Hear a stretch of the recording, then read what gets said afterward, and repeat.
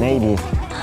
But when if you want to get so mukadzi man. But ndikadzi kwari kunoshera hapana dhiri ka ndingo cover chete asibasanganisa uyo ari kutoita basa rekutonga dadira aenda grants kwa masitini don't worry easy yangamushenza kakwenda kawezi anokupa yangu andikundiziere kozi itifanira kutenga nemari kutenga chibwe aufana wasanganisa ngemagango apeza ndijairira wasanganisa kutenga magango in this place is not conducive for me. Mambono sewage and stuff. Dine story. Go guess what? That weekend I do Pablo. Like I phone them number there and not a gangster. Go go when I in the some president and up towers. One to go sport and only in the sport one by one.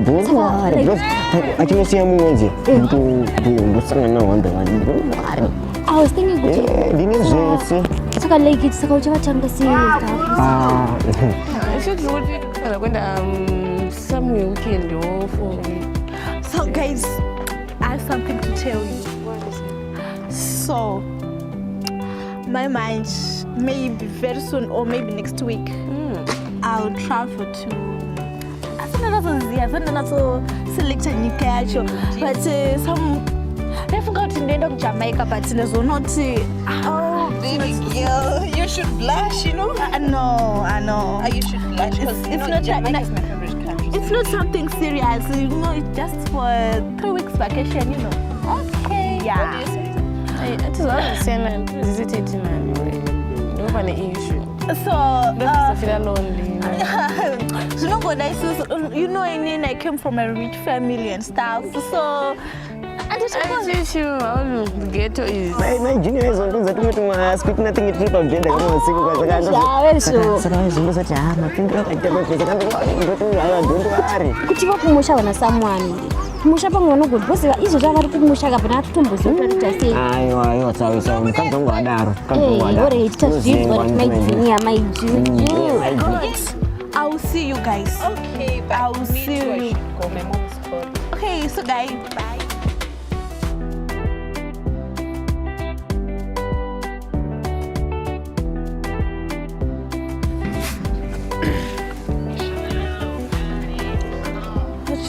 Wrong with this?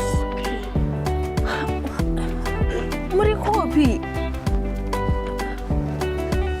Okay, 30 minutes. 30 minutes, it's okay. Okay, it's fine. Okay, bye. Hello? Hi. Yeah. Can you move a little bit? Yeah. Okay, so how can I help you? Yeah, they, yeah. Saying how can I help you? Auguna ji wangu hakutora chukwadika. Waba moyo wangu wanewe. What's that? Wayendu ndikuzama kutaura kuti ndonakiwa newe. Nakiwa. What's Nakiwa? Mana, you I love you. Oh. I love you. Okay. Wakanda kaongea mzee ropo kwa mwali nitindika ina sultanangu. Ngo sisi. But I'm not getting what you're saying. But you said you love me. Yeah. You're my type already. My. Serious. Thank you. I can give you everything you want. Really? Chokwadi zvese zviripo. Crazy. Okay, so Aiwa kanota wachiswenda padhuze. Unasikana. You look cute. Thank you. Wakanaka zvokuti ndikatanga ndakutonzwa umerera. I think ndikuzoti I guess aunombosangana nemunhu ane rudo serwanda ndakupa rudo rwekuti everyday wakarara kurongotanga ngochurudza mvura kwaiso. Now I'm shy. Really? Yeah. So what do you want? Get rushing in here because me I have something. Say feel free. Look at this. This is what where is it? Okay, can you buy me a car? Yo, eka. Okay. Ndakusheka na chitaura kana rimurumu. Tumisa kuna namba zako then. Alright. Sasa but ndiwe mai vana vangu. Okay. Mchana. Madam. Yes, kat. Oh, hi. Let's get a man. I was get a blade and I'm going to get a just get a young Hey, Sadaro change. Easy. Okay, so I want to pick right to put him and running around. I'm not my best. My son from near Brazil. But gate is a panel. okay. So just Munoya ni big ranking. Okay. Yeah, I'm maybe 8 days from Mangwan. Coimbano would have to one day. Nezona wewe wote bin rangu wadazuru wanazira bin rangu na utozo fona rangu mna tuzi ani mote ka utozo bin rangu Do you know that I want to know where is your customer? Nira fona ngana banga ndukupenga kana asi nini banga ndukupenga bana mwana baje mara yo zochi msaka mfano ngapa papo I don't know him.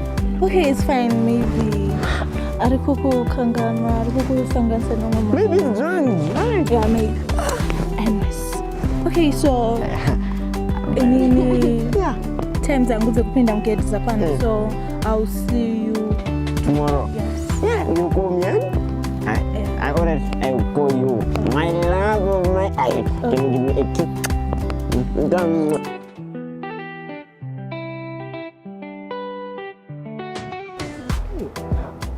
Bongo. Anyway,